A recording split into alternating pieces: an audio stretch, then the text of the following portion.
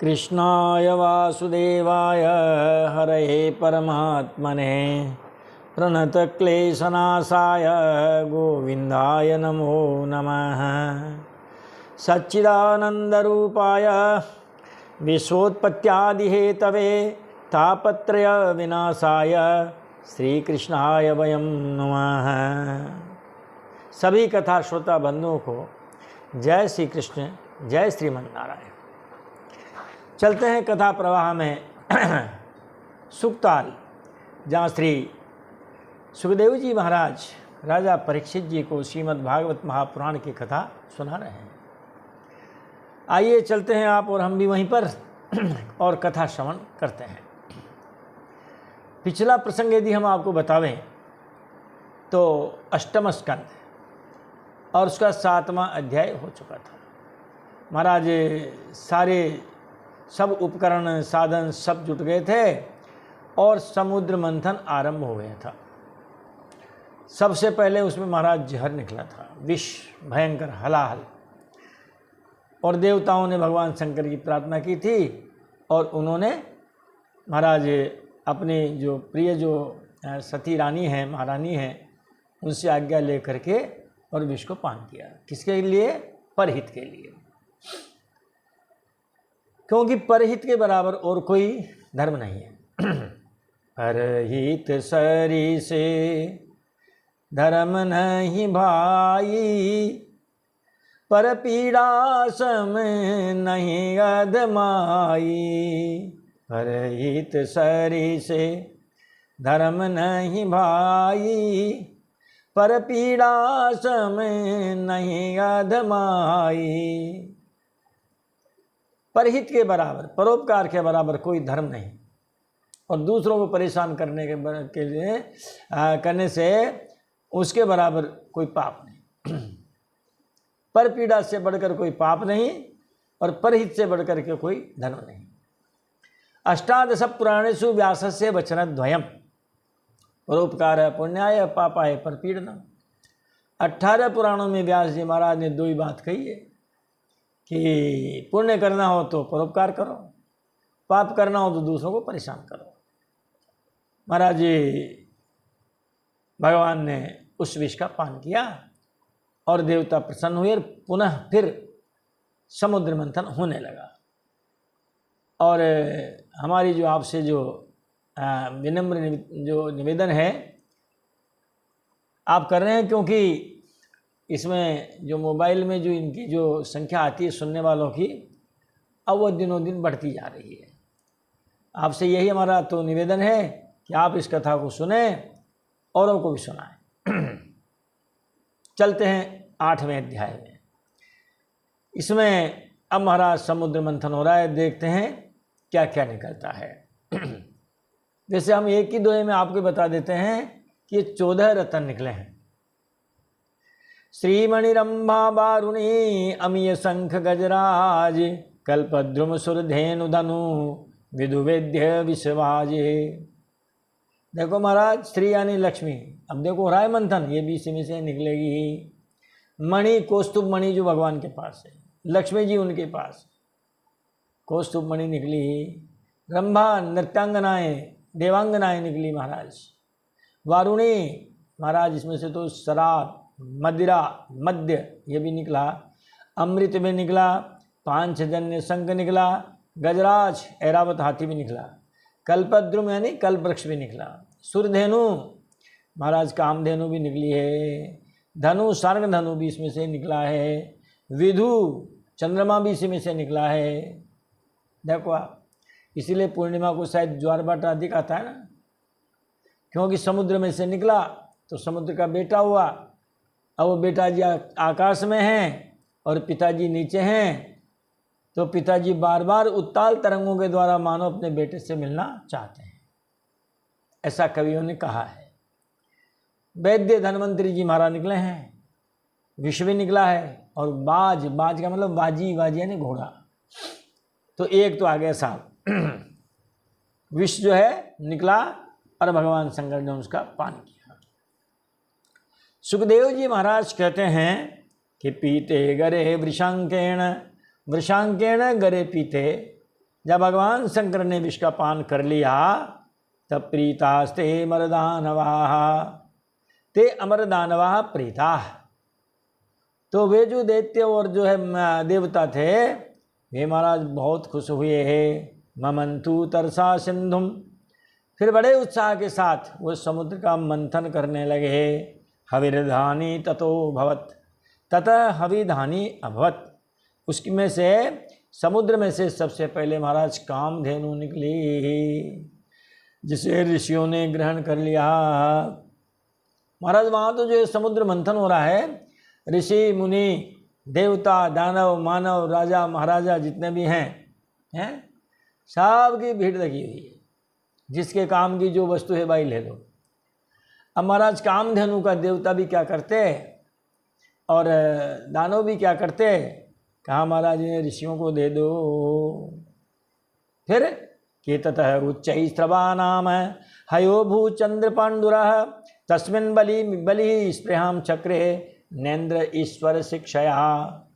उसके बाद में कहते हैं उच्चैस्रव नाम का घोड़ा निकला, चंद्र पांडुर है, चंद्रमा के समान श्वेत वर्ण, वो महाराज उच्चैस्रवा नाम का घोड़ा निकला। तस्मिन् बलिम स्पृहां चक्रे, उसको बलि ने चा लिया, बलि ने उसको मांग लिया। इसलिए जब बलि ने पहले मांग लिया, जब पहले मांग लिया तो महाराज जो है इंद्र ने उसको लेने की इच्छा नहीं की, क्योंकि ईश्वर शिक्षया, भगवान ने उनको शिक्षा दी थी नहीं है किसी वस्तु में लोभ मत करना, कामना मत करना।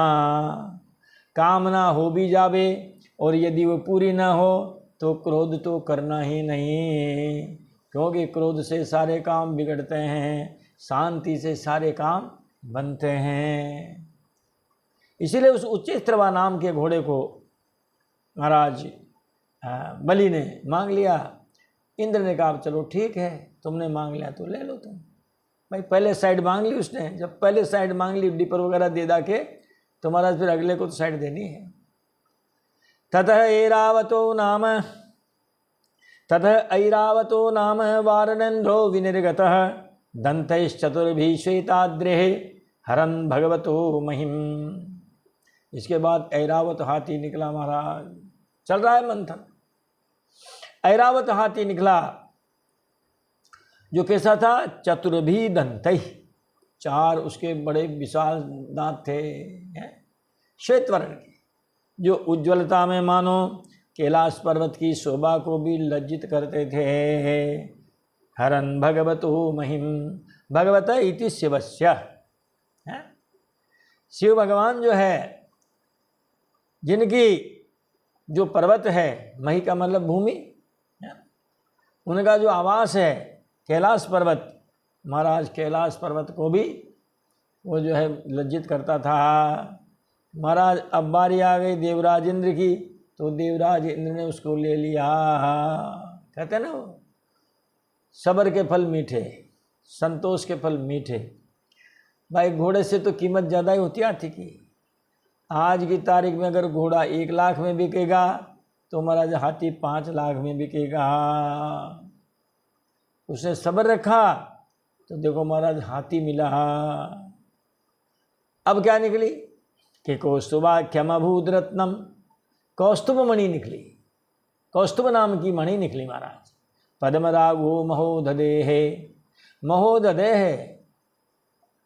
वो जो क्षीर सागर है महाराज, उसका जब मंथन हुआ तो अब क्रमशः कौस्तुभ नाम की पद्मरागमणि निकली। तस्मिन् हरि स्पृहां चक्रे, भगवान ने उसको लेने की इच्छा व्यक्त की तो वो भगवान को दे दी गई। वक्षोलंकरणे मणौ,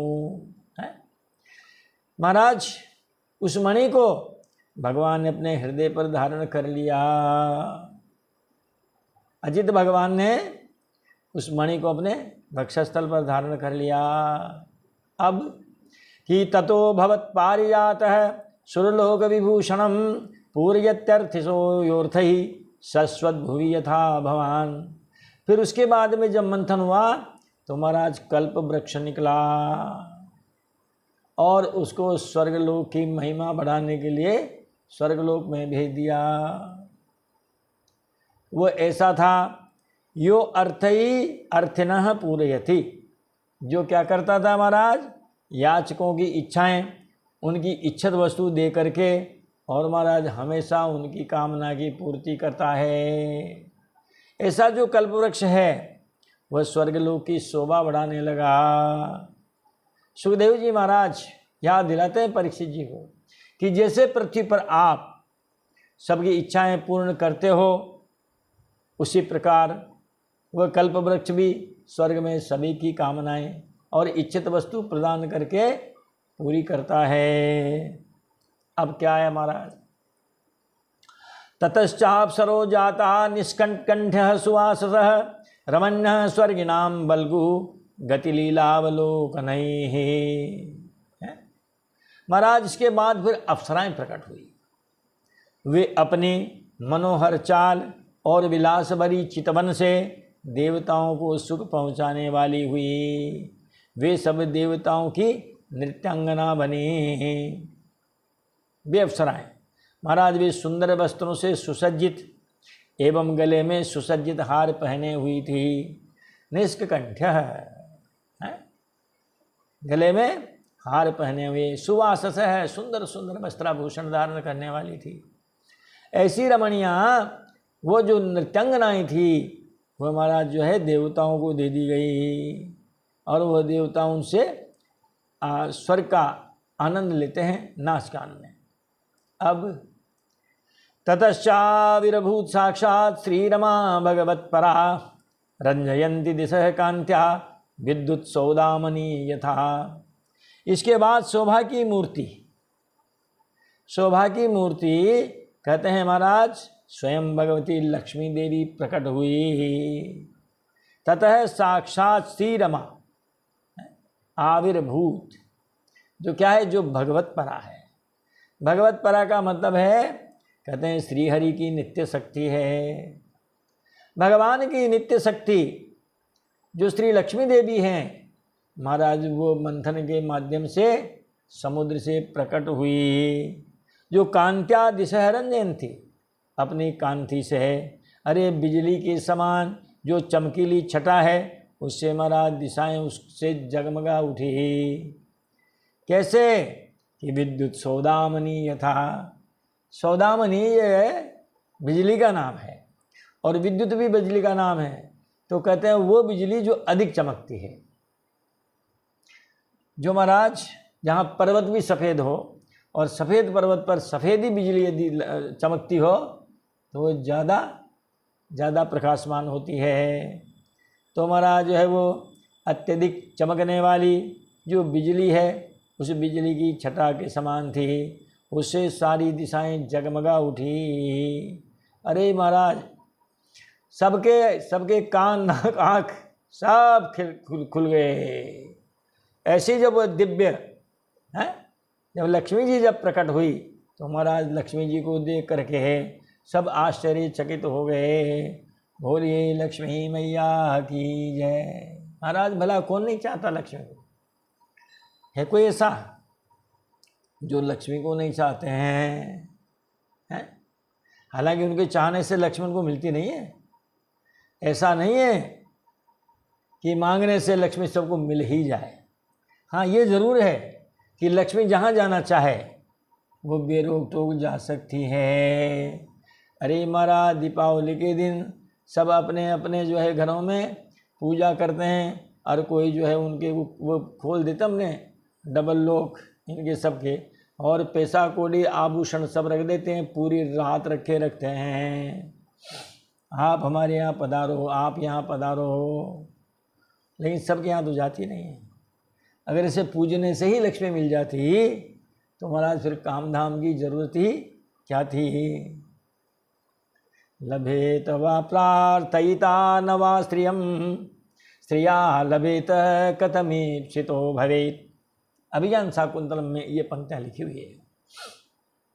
जरूरी नहीं मांगने वाले को लक्ष्मी मिल ही जाए, लेकिन जो लक्ष्मी जहाँ जाना चाहे, जिसके यहाँ जाना चाहे महाराज वो मुश्किल नहीं है ना।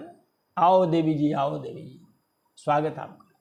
तो तस्याम चक्रु स्पृहा सर्वे ससुरासुर मानवा रूपोदार्ये वयोवर्ण महिमा क्षिप्त तेजसा।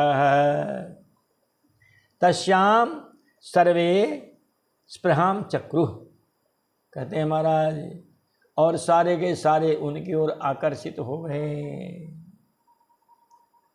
लाओ आपको एक छोटी सी कहानी सुना देते हैं, लक्ष्मी जी की महिमा।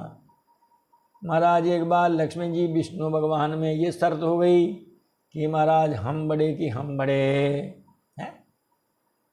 कहा चलो मर्त्यलोक में लेंगे परीक्षा। एक महाराज किसी सदगृहस्थी के घर, किसी महाजन के घर, धनाढ्य व्यक्ति के घर विष्णु भगवान गए, दर्शन दिए। अहो आप भाई, हम भगवान विष्णु हैं। अरे महाराज अहो भाग्य, पधारो पधारो। ठहरने की व्यवस्था कर दी, ऊपर कमरे में आराम से अटैच लेट बाथ सारी सुविधा सुसज्जित, सेवा होने लग गई। 8-15 दिन हुए और फिर लक्ष्मी जी भी का भी वहाँ प्राकट्य हो गया। कहा आप कौन? महाराज हम लक्ष्मी जी हैं। अरे आओ आओ भाग्य, विराजो विराजो। उनको नीचे का कमरा दे दिया। महाराज उनके थैले में ऐसी विशेषता कि बर्तन भी उनके खुद के ही सोने के, और ऊपर जो विष्णु भगवान हैं उनके तो महाराज गृहस्थी के जो कप हैं उनमें चाय जाती, उनके गिलासों में पानी जाता, उनके थाली कटोरी में उनके लिए भोजन जाता। अब लक्ष्मी जी के जब सवेरे चाय आए कप में, उन्होंने झोले में से अपना कप सोने का निकाला, कहा इसमें रख दो, उसमें रख दिया। लक्ष्मी जी ने उसको पिया और फेंक दिया उसको, ले जाओ इसको। अरे महाराज सोने का कप देखते हैं। अब तो महाराज उनके लिए पलंग पावड़े बिछा दिए महाराज सेठ जी ने। अब ऊपर बाबा की कोई संभाल नहीं है। अब आवाज़ लगानी पड़े, अरे भैया चाय का टाइम हो गया यार, चाय वाय तो पिलाओ हैं। महाराज जब भोजन का समय आया, थाल भोजन का आया, तो महाराज उन्होंने कहा नहीं हम तो खुद का लेते रखते हैं। झोले में से थाल निकाला सोने का, कटोरी सोने की, गिलास सोने के। महाराज उसमें उन्होंने भोजन लिया, प्रसादी पाई और वो थाल भी फेंक दिया, ले जाओ इसको। सोने का थाल कटोरी सब। अब तो महाराज बाबा ऊपर थे, जो बाबा को तो भूल गए। अब तो अक्खा तिरदारी महाराज नीचे ही होने लगी है। बाबा को तो जब फुर्सत मिले तो दे दे, वरना उनको बाबा को आवाज़ लगानी पड़े। अरे भैया क्या है देरदार है, आज हमारे कोई एकादशी थोड़ी है, लाला भोजन तो लाओ है। तब कहीं जाके उनको भोजन दिया जाता। अब एक दिन नीचे लक्ष्मी जी ने कहा कि आपके ऊपर कौन बाबा है हैं जो इस तरह से खांसते रहते हैं और आपको आवाज़ें लगाते हैं, हमको बड़ी डिस्टर्ब होती है महाराज, तो क्या करें कहो आप। कहा ऐसा करो, इनको नीचे के कमरे के बजाय इसको नीचे जो बाहर आपका बरामदा है ना, वहाँ ठहरा दो महाराज, इसको ऊपर का कमरा हमें दे दो। उन्होंने कहा ओ ये लो, 1 मिनट का काम। महाराज इस प्रकार, और जब ये आदेश हो गया लक्ष्मी जी का, तो सेठ जी चले गए। कहा बाबा एक सुभद्र महिला आई हुई है नीचे, उनको थोड़ी दिक्कत है, आपको अगर तकलीफ न हो, तकलीफ तो बहुत है मगर करने वाली दिक्कत है, आपको अगर तकलीफ न हो तो हम आपकी थोड़ी बाहर व्यवस्था कर देते हैं। उन्होंने कहा भैया कोई बात नहीं, तेरी इच्छा तो चल नीचे। उनको बाहर बरामदे में भेज दिया और लक्ष्मी जी ऊपर कमरे में पधार गई। बाद में जब उन्होंने अपना अपना रहस्य खोला, तब कहा महाराज हम लक्ष्मी जी हैं, ये हमारे पतिदेव विष्णु भगवान हैं। देख लो, विष्णु भगवान से कहा महाराज बताओ आप बड़े कि हम बड़े? उन्होंने कहा लक्ष्मी जी आप ही बड़े हैं। हम क्या देते हैं? भागवत जी में लिखा है भगवान क्या देते हैं, यतः शांतिर्यतो भयम। हम तो केवल शांति देते हैं, बस कूल है ना, ठंडे बिल्कुल शांति देते हैं, पीस। या फिर देते हैं हम आपको अभय। अभय का मतलब निडर। किससे निडर? बहुत सारे भय हैं हमारे जीवन में, भय के साये में ही जीते हैं।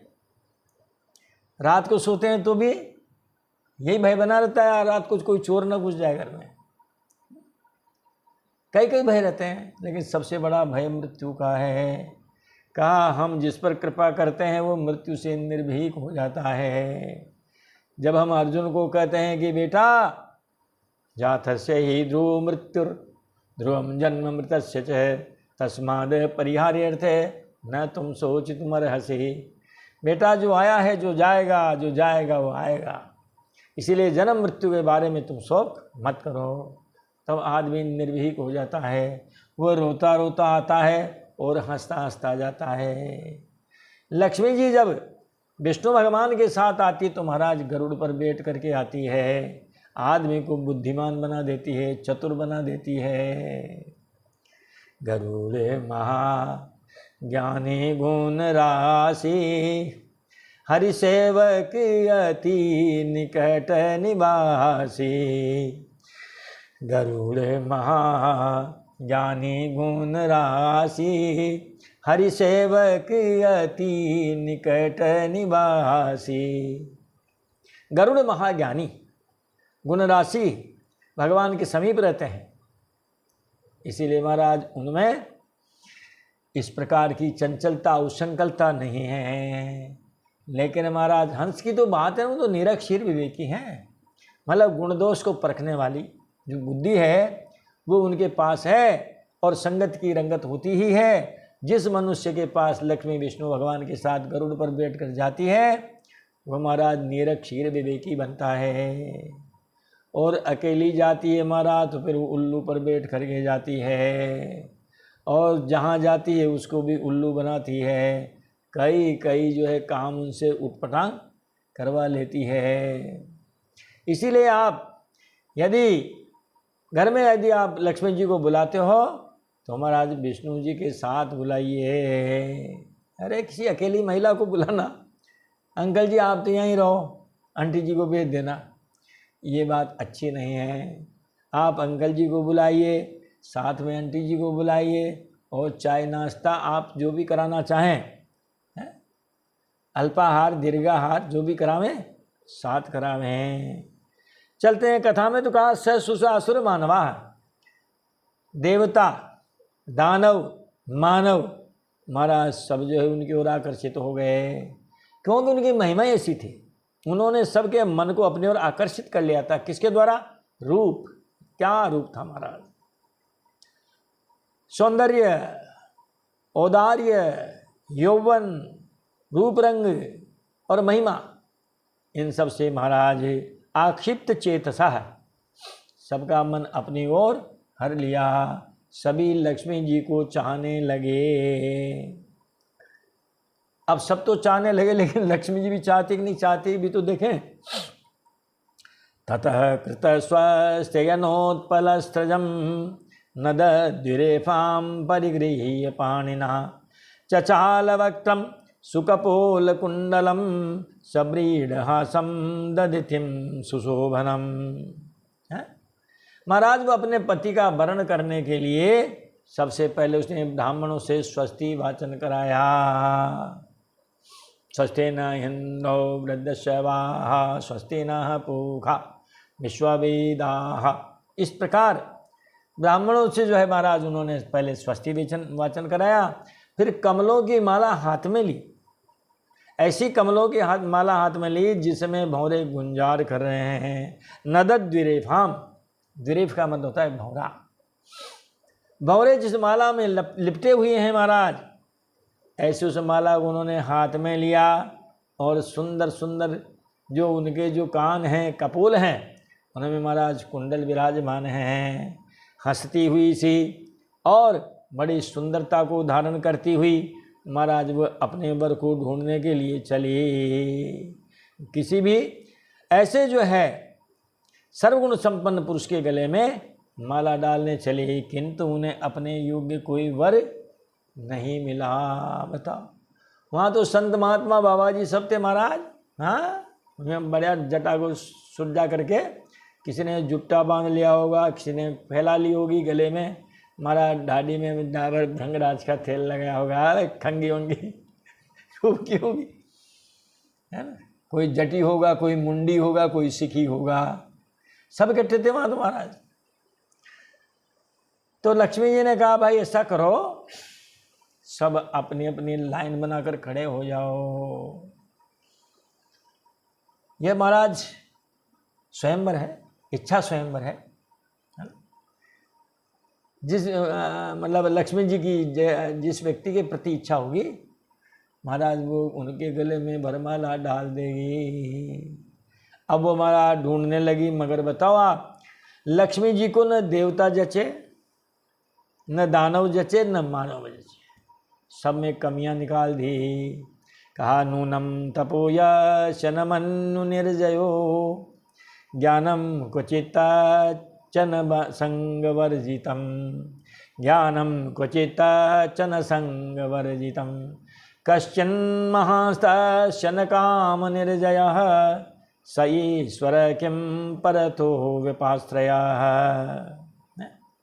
कहा नूनम तपो यस्य, कोई तपस्वी तो हैं लेकिन महाराज उन्होंने क्रोध पर विजय नहीं पाई है। जैसे कहा ये लाइन में खड़े दुर्वासा जी, बढ़िया दाढ़ी में कंघी करके जटा जूट बांध करके दुर्वासा जी खड़े हैं।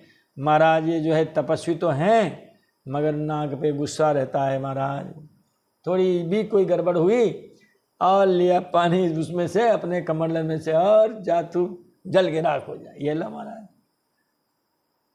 जैसे कोई बिजली से के झटके से गिरता है, 1 सेकंड में गिरा दे महाराज। कई को गिरा दिया उन्होंने।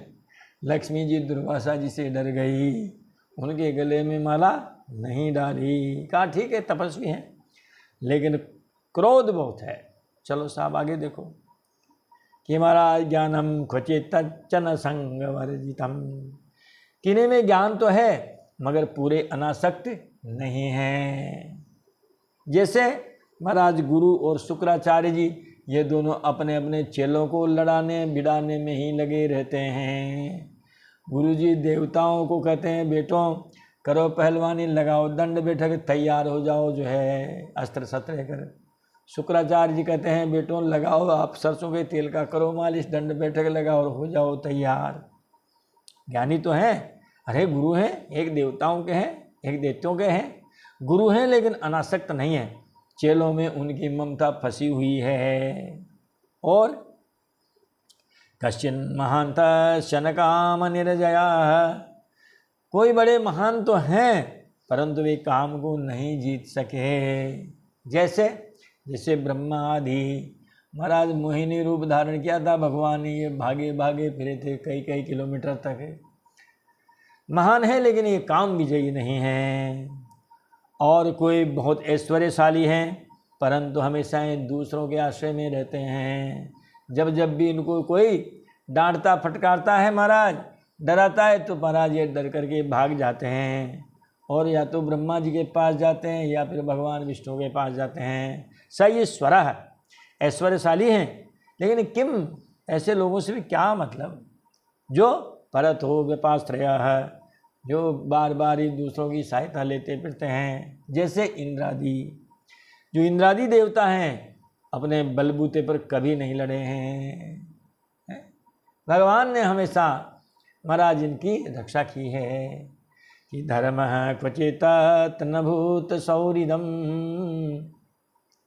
महाराज किन्हीं में धर्माचरण तो है परंतु उन्हें प्राणियों के प्रति कोई दया प्रेम नहीं है। जैसे महाराज परशुराम जी हैं, थोड़े से अपराध में 21 बार क्षत्रियों का वध कर डाला। तो धर्म क्वचित तनभूत सौरिदम।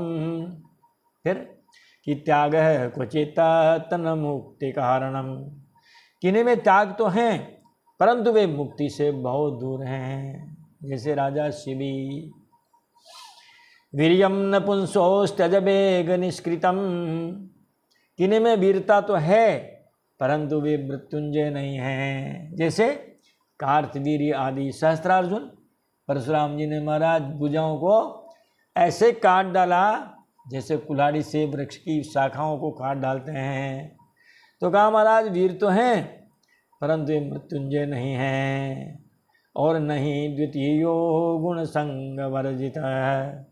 किन्हीं में विशाल शक्ति तो नहीं है परंतु हमेशा ही समाधि में बैठे रहते हैं। ब्याह ही नहीं किया उन्होंने जैसे सनकादि ऋषियों ने। सनकादि ऋषि वो कामजयी हैं, लेकिन महाराज वो हमेशा ही समाधि में रहते हैं। उनके यहाँ जाएं तो क्या करें महाराज, हैं? उनको कोई गृहस्थी का ज्ञान नहीं है। क्वचित चिरायुर्नहि शील मंगलम, कोई कोई ऋषि चिरायु तो है परंतु उनका शील मंगल मेरे योग्य नहीं है। जैसे मार्कंडेय ऋषि आदि चिरायु हैं लेकिन तपस्या में लीन रहते हैं। क्वचित तदप्यास्तिन वेद्यमायुषः, किन्हीं में शील मंगल तो है परंतु उनकी आयु का कोई ठिकाना नहीं है। जैसे हिरण्यकश्यपु जैसे, तो महाराज पता नहीं इनकी कब कपाल क्रिया हो जावे, कोई पता नहीं। यत्रो भयम को तेजसोप्यमंगलः, किन्हीं में ये दोनों ही बातें हैं लेकिन उनका वेश अमंगल है। कौन? शंकर भगवान जैसे श्मशानवासी, नरमुंडों की माला, सांप बिच्छू लिपटे हुए हैं, अंग विभूति है, बता बैठने के लिए कोई अच्छा वाहन नहीं है। तो महाराज ये बात हमारे पसंद नहीं आई है। साहब को रिजेक्ट, साहब को नापास कर दिया, सब साहब को नापास कर दिया, किसी के गले में नहीं डाले। भगवान एक तरफ खड़े हुए थे, उनकी ओर देख करके कहा कि सुमंगल कश्चन कांक्षते हिमाम, और जिनमें सभी गुण नित्य निवास करते हैं ऐसे विष्णु भगवान हैं किंतु वे मुझे चाहते ही नहीं हैं। बताओ, इसका मतलब यह है कि जो लक्ष्मी के पीछे भगेगा महाराज लक्ष्मी उससे और विपरीत दिशा में भगेगी, और जो लक्ष्मी के विपरीत दिशा में भगेगा महाराज लक्ष्मी उसके पीछे भगेगी। ये सभी लक्ष्मी के पीछे भगे तो महाराज लक्ष्मी उल्टे पैर विपरीत दिशा में भगी है, और जो लक्ष्मी के विपरीत दिशा में भगे हैं महाराज लक्ष्मी उनके पीछे भगी है। बड़ा गहन विषय है ये महाराज। कोई कहते हैं भाग्यम फलति सर्वत्र न विद्या न पौरुषम, कोई कर्म की प्रधानता मानता है, कोई भाग्य की प्रधानता मानता है लक्ष्मी की प्राप्ति में। ठीक है, जिसकी जैसी मान्यता है वो उसी से अपना संतोष कर लेता है। हाँ, इतना ज़रूर है कि हमें सौभाग्य के भरोसे नहीं रहना चाहिए। भाग्य को हम नंबर देते हैं 2-5%, 90% तो कर्म को ही प्रधानता देते हैं। क्योंकि हिंदी में कुछ ऐसी लोकोक्तियाँ हैं, जैसे है ना कि बिल्ली के भाग से चीका टूटा, तो महाराज हर बिल्ली के लिए नहीं टूटता और हर समय भी नहीं टूटता है। कहते ना बाई चांस बाई लक, कभी कभार ऐसा घुनाक्षर न्याय हो जाता है। जैसे पीपल के पत्ते नीचे गिरते हैं, कीड़े उनको काटते हैं और कोई विशेष आकृति बन जाती है, हाथी घोड़े बन जाते हैं, तो उन्होंने जानबूझ के थोड़ी बनाया, तो बन गया ना यार। अब तुम उनसे कहो महाराज ये दूसरा पत्ता लो और ऐसी आकृति बना दो, तो नहीं बन सकती है।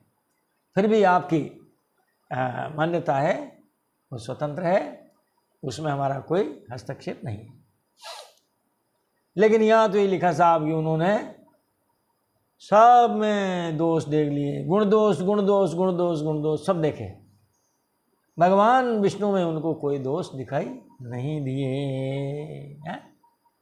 इसीलिए उन्होंने कि एवं विमृश्या विचारि सद्गुणैः, एवं विमृश्याभिचदारि सद्गुणैः, वरम निजेकाश्रयता गुणाश्रयम्, वव्रे वरम सर्वगुणैरपेक्षितं, रमां कुंदम निरपेक्षमीप्सितम्। इसीलिए रमा ने, रमा का मतलब लक्ष्मी होता है। किस पे माला डाली? कहा मुकुंदम वव्रे, भगवान का ही वर्ण किया। बोले विष्णु भगवान की जय, लक्ष्मी मैया की जय। लक्ष्मी जी ने ऐसा विचार करके कि धर्मादि श्रेष्ठ गुणों से युक्त केवल भगवान ही हैं। अव्यभिचारी सद्गुण ही, अव्यभिचारी का मतलब धर्मादि श्रेष्ठ गुण, इन गुणों से वो युक्त हैं। ऐसा विमृश से ऐसा उन्होंने विचार किया। फिर कहते हैं महाराज जो प्राकृत गुण हैं सत्य रज तम, ये इनसे दूर हैं। ये तो हमारे लिए बनाए गुण हैं, भगवान की प्रकृति, प्रकृति के 3 गुण और 3 गुणों से सृष्टि का ये रचना विस्तार, ये तो हमारे लिए बनाए साहब। उनमें तो निज एकाश्रयता, उनमें तो एकांत रूप से हमेशा केवल ये धर्मादि गुण ही रहते हैं। इसीलिए सर्वगुण ही अपेक्षितम, जितने भी ये गुण हैं हमारे सतरजतम महाराज, ये उनमें नहीं है, वो तो निरपेक्ष हैं। ये सारे गुण तो उनकी इच्छा करते रहते हैं। सारे गुणों की अधिष्ठात्री कौन? प्रकृति, प्रकृति माया, माया हमेशा ईश्वर को वो चाहती है। तो ये सारे गुण और गुणों की अधिष्ठात्री माया तो उनको चाहती है, लेकिन वो महाराज इन गुणों में और इन माया में फंसते नहीं हैं, क्योंकि महाराज वो मायाधीश हैं और हमको उन्होंने मायाधीन बनाया है। माया उनके अधीन है और हम माया के अधीन हैं। जगत प्रकाश्य प्रकाशक राम, मायाधीशी ज्ञान गुण धाम। जगत प्रकाश्य प्रकाशक राम, मायाधीशी ज्ञान गुण धाम। जगत प्रकाश्य है, जगत को प्रकाशित करना पड़ता है। सूर्य उदय न हो तो हमारा सब अंधेरे के गोले में लिपटे रहे हैं। तो भगवान तो इस भगवान भास्कर की भांति हैं जो जगती तल को प्रकाशित करते हैं। प्रकाशक राम, भगवान राम तो प्रकाशक हैं, उन्हीं के प्रकाश से ये प्रकृति, ये सारा जगत प्रकाशित होता है। ये भगवान क्या है? वो मायाधीश हैं। माया उनके इशारे पर नाचती है और हम माया के इशारे पे नाचते हैं। ज्ञान गुण धामो, ज्ञान और गुण के धाम है महाराज। तो इसीलिए इन सारे गुणों को देखते हुए और लक्ष्मी जी ने महाराज विष्णु भगवान के गले में वरमाला डाल दी और उनका वर्ण किया। बोलिए विष्णु भगवान की जय, लक्ष्मी मैया की जय। जब तक इनका वर्ण नहीं हो गया तब तक महाराज मंथन रुक गया, क्योंकि मंथन करे कौन है? अब यहाँ तो स्वयंवर रचा जा रहा है। लक्ष्मी जी जो है वरमाला लेकर के तैयार है, सब लाइन में लगे हुए हैं। जब सब लाइन में लग गए तो समुद्र मंथन कौन करे? अब ये प्रकरण निमट गया, हो गया ब्याह शादी हो गए, चलो भाई अपने अपने काम पे। अथो ददेर मध्यमानात् काश्यपैरमृतादिभिः उदतिष्ठन् महाराज पुरुषः परमाद्भुतः। श्री सुखदेव जी महाराज कहते हैं कि हे महाराज, हे परीक्षित जी महाराज, अब दोबारा से समुद्र का मंथन हुआ। देवताओं और दैत्यों ने जब अमृत की इच्छा से और भी समुद्र का मंथन किया, तब उसमें से परमाद्भुत पुरुष उदतिष्ठन्, तब उसमें से एक अत्यंत अलौकिक पुरुष प्रकट हुआ। क्या लेकर के? अमृतापूर्ण कलशम, अमृत से भरा पूरा कलश। कहाँ है? बिभ्रत वलय भूषित है महाराज, जो है कंगन से जिनके हाथ युक्त हैं, जिनके हाथों में कंगन शोभा दे रहे हैं, ऐसे हाथों में अमृत का भरा हुआ कलश लेकर के महाराज वो जो है पुरुष समुद्र में से प्रकट हुआ। सवै भगवतः साक्षात विष्णुरंशांश संभव, वह विष्णु भगवान के साक्षात अंशांश अवतार थे। एक तो अंश अवतार, एक अंशांश अवतार। इसीलिए भागवत जी में एक पंक्ति आती है कि एते चांस कला पुंसः कृष्णस्तु भगवान स्वयं। ये तो अंश कलाओं से ये अवतार है इनके, जो 24 अवतार हुए हैं।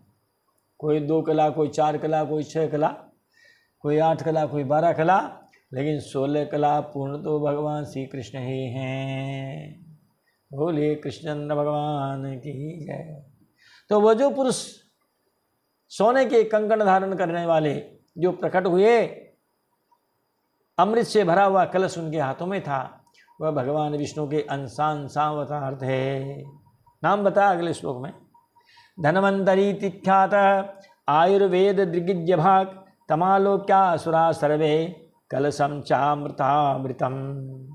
वे ही आयुर्वेद के प्रवर्तक और यज्ञ भोक्ता धन्वंतरी के नाम से विख्यात हुए। ख्यात है विउपसर्ग लगा तो बन जाएगा विख्यात है, यानी प्रसिद्ध। धन्वंतरी के नाम से प्रसिद्ध हुए जो आयुर्वेद के प्रवर्तक हैं। और कहते हैं इज्ज भाग, इज्ज का मतलब है हवन, यज्ञ, जो यज्ञ भोक्ता हैं उनके नाम की आहुति दी जाती है महाराज, उस आहुति का वो उपभोग करते हैं। जब देवताओं ने देखा कि इनके हाथों में, देवताओं ने देखा, दैत्यों ने देखा कि महाराज इनके हाथों में है और अमृत का कलश भरा हुआ है और उसको जो है लेकर के जो है ये बाहर निकले हैं, प्रकट हुए हैं। ऐसे धन्वंतरी जी महाराज पर जब दोनों दैत्यों की और जो है देवताओं की निगाह पड़ी, महाराज उसे देख करके लिप्सन्तः सर्ववस्तूनि कलशम तरसा हरन नियमाने सुरैस्तस्मिन् कलशे मृतभाजने। अरे महाराज, दैत्य तो समुद्र से निकली हुई सभी वस्तुओं को लेना चाहते थे, देवताओं को एक भी नहीं देना चाहते थे। आज भी बंटवारा जहाँ होता है ना वहाँ महाराज बड़ी दिक्कत आती है। बंटवारे में बहुत दिक्कत आती है महाराज, क्योंकि एक पिता के विपुल कुमारा हूँ ही पृथक गुणशील विचारा है। जितने भी पुत्र होंगे सबके शील सदाचार गुण सब अलग अलग होंगे। कोई संतोषी प्रकृति का होगा, कोई लोभी प्रकृति का होगा। वो तो फिर जो बंटवारा करने वाले होते हैं ना महाराज, वही कर सकते हैं। यदि उन भाई बंधुओं से कहते हैं तुम ही अपना बंटवारा खुद कर लो महाराज, बंटवारा तो नहीं होगा, सिर फुटबल जरूर हो जाएगा, है ना, थाना कोर्ट कचहरी जरूर हो जाएगी। तो दैत्य तो समुद्र से निकली हुई सभी वस्तुओं को लेना चाहते थे, इसलिए उन्होंने उस अमृत से भरे हुए कलश को धन्वंतरी जी के हाथों से छीन लिया। देवता देखते रह गए, छीन लिया। नियमाने असुरै तस्मिन् कलशे अमृत भाजन है। जो ही धन्वंतरी जी महाराज हाथों में अमृत का कलश लेकर के प्रकट हुए, दैत्यों ने उनके हाथों से वो अमृत का कलश ले लिया और लेकर के महाराज भाग गए। देवता देखते रह गए। बलवान है वैसे, दैत्य बलवान है। वो तो थोड़ी उनकी खोपड़ी में कुछ उत्पात तूफान होते हैं ना, तो इसीलिए फिर वो उनको समन करने के लिए महाराज फिर भगवान विष्णु कुछ तरकीब लगाते हैं। देखो साहब, निसन्न मनसो देवा हरिम शरणमाययु इति तद्यन्यमालोक्य भगवान भृत्यकाम कृत मां खिद्यतः मितोर्थम वह साधयिष्ये स्वमायया। भगवान के पास गए हैं महाराज, विषण्ण मनसो देवा। जब अमृत का कलश लेकर भाग गए तो देवता कोई प्रसन्न मन तो होंगे नहीं, हंसेंगे नहीं, है? बड़े उदास हो गए, मुंह लटक गया। तब महाराज भी भगवान की शरण में गए। जब भगवान ने देखा कि इनका मुंह लटका हुआ है, बड़ी दीनता इनके ऊपर छाई हुई है, बड़े मलिन हो रहे हैं, भगवान ने उनकी दीन दशा देख करके, और जो भक्त वांछा कल्पतरु हैं, भृत्य काम कृत, भृत्यों के काम को करने वाले हैं, ऐसे जो भक्त वांछा कल्पतरु भगवान हैं, उन्होंने देवताओं से कहा, अरे भाई आप उदास मत हो, आप लोग खेद मत करो, मैं अपनी माया से स्वमायया वह अर्थम साधयिष्ये, मैं मेरी माया के द्वारा अरे तुम्हारा काम बना दूंगा, मैं उनमें फूट डला दूंगा। कहते हैं फूट डालो राज करो। उस जमाने में भी था महाराज, कहा तुम चिंता मत करो, उदास मत हो, मैं अपनी माया के द्वारा उनमें ही आपस में फूट डला करके और तुम्हारा काम बना दूंगा, तुम चिंता ना करो। मित कलिरभूत तेषां तदर्शे तर्ष चेतसाम अहम पूर्वम न त्वमिति प्रभो। सुखदेव जी कहते हैं कि राजन, जो अमृत लोलप जो देते हैं उन दैत्यों में अमृत प्राप्ति के लिए अब आपस में ही झगड़ा हो गया। बताओ, सबने मिलकर के गठबंधन बनाया, जीत हो गई महाराज। अब महाराज उस कुर्सी के लिए सब झगड़ पड़े। मित तेसाम कली अभूत। कली शब्द का मतलब है कलह है। अगर ये कलयुग है तो इस कलयुग का मतलब यही है कि जहाँ हर घर में कलह होगी, एक घर नहीं बचेगा, उसी का नाम कलयुग है। तो क्या हुआ, क्यों कलह हुई? तदर्थे का मतलब अमृत के लिए। क्योंकि तरस चेतसाम, वे तो अमृत लोलुप थे ही। क्या कहने लगे वो? नहीं मैं पहले पीऊँगा, नहीं मैं पहले पीऊँगा, नहीं तुम नहीं पी सकते, नहीं तुम नहीं पी सकते, तुम नहीं मैं, तुम नहीं मैं, तुम नहीं मैं, तू मैं होने लगी। और महाराज कहते हैं कि उसी झगड़े में उस अमृत कलश में से वो 2-4 बूंदें गिरी, और वो 4 बूंदें जिन 4 स्थानों पे गिरी महाराज, आज भी वहीं पर वो कुंभ का मेला लगता है। अभी प्रयागराज में निकल गया, उज्जैन में लगेगा, फिर हरिद्वार में लगेगा, और फिर नासिक में लगेगा। अरे छीना झपटी हुई उनमें, जब छीना झपटी हुई तो महाराज अमृत गिर गया, टपक गया। ठीक उसी समय एतस्मिन्नंतरे विष्णु सर्वोपाय विधिस्वरः योषिद रूप निर्देशम ददार परमाद्भुतम। इसी समय भगवान विष्णु ने जो क्या करने वाले हैं, कहते हैं समस्त उपाय जानने वाले हैं, और जानने वालों के भी स्वामी हैं, चतुर शिरोमणि हैं। भगवान ने अत्यंत अद्भुत और अवर्णनीय स्त्री का रूप धारण किया। ये और कोई नहीं महाराज, ये वही मायावी और मोहिनी अवतार है। बोलिए मोहिनी अवतार की जय। ये तस्मिन अंतरे विष्णु, जब वो दैत्य आपस में इस तरह झगड़ा कर रहे थे, उसी समय भगवान विष्णु ने क्या किया? सर्व उपायविद, साम दाम दंड भेद है, सारे उपायों को जानने वाले जो ईश्वर हैं महाराज, उन्होंने योषद रूपम दधार, एक महिला का रूप धारण किया, जो कैसी है? अनिर्देशम, अत्यंत अद्भुत है, और कहते हैं परम अद्भुतम, बड़ी जिसकी सुंदरता का वर्णन नहीं किया जा सकता। जो नकली बनेगा वो तो ऐसा ही बनेगा साहब, क्योंकि असली सोना थोड़ी चमकता है, वो तो नकली होगा, वही चमकेगा। पूतना भी आई तो राक्षसी के वेश में थोड़ी आई महाराज, सुपर्णखा भी आई तो महाराज वो उस रूप में थोड़ी आई, नकली बन के आई। रुचिर रूप धरी प्रभु पही आई है। रुचि रूप का मतलब ही सुंदर होता है। तो ऐसा सा भगवान विष्णु ने अपना एक महिला का सुंदर रूप बनाया। सब्रीड स्मित विक्षिप्त भ्रूविलासावलोकनैः दैत्ययूथपचेतस्सु काममुद्दीपयन् मुहुः। सुखदेव जी महाराज कहते रे राजन, वह मोहिनी अवतारधारी भगवान अपनी सलज्ज मुस्कान से, नाचती हुई तिरछी बाहों से और विलास भरी चितवन से दैत्य सेनापतियों के चित्त में बार बार कामोद्दीपन करने लगी। एक हाथ में कमल का फूल घुमा रही है, एक हाथ से गेंद से यूं जमीन पर गिरा रही है।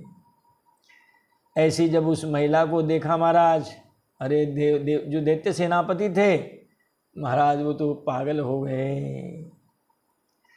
अब ऐसा करते हैं, आज की कथा का यहीं विराम करते हैं, क्योंकि 8वें अध्याय का यहाँ विराम होता है, 9वां अध्याय का आरंभ होगा। थोड़ा अध्याय अब लंबे हैं, 2 अध्याय शायद एक साथ हो नहीं पाएंगे, क्योंकि हमें थोड़ा अनुष्ठान में भी जाना पड़ता है। फिर कभी समय मिलेगा हम आपके साथ फिर उपस्थित होंगे, आपको 9वें अध्याय की कथा सुनाएंगे। आज की कथा का कहाँ विराम हुआ? मोहिनी अवतार से। कैसी है मोहिनी अवतार महाराज? ऐसी है कि जिनकी सुंदरता का वर्णन नहीं किया जा सकता, बड़ी अद्भुत है। सब्रीड स्मित, स्मित का मतलब होता है मंद मुस्कान। और देखो आप, विक्षिप्त कहते हैं देखती है किसे भ्रू विलासावलोकन ही, तिरछे चितवन से, है नाचती हुई तिरछी भौहों से, विलास भरी चितवन से, दैत्य यूथप चेतसु, दैत्य यूथप चेतसु, दैत्यों के जो यूथपति उनके मन में मुहु कामम उद्दीपयन, काम उद्दीपन करने लगी, है ना। अब यहाँ पर ही आज जो है विराम करते हैं। आप बड़े प्रेम से कथा सुनिए, लोगों को सुनाइए, और मिलते हैं फिर अगले वीडियो में। तब तक के लिए बोलिए बाल कृष्ण लाल की जय, वृंदावन बिहारी लाल की जय, जय जय श्री राधे श्याम।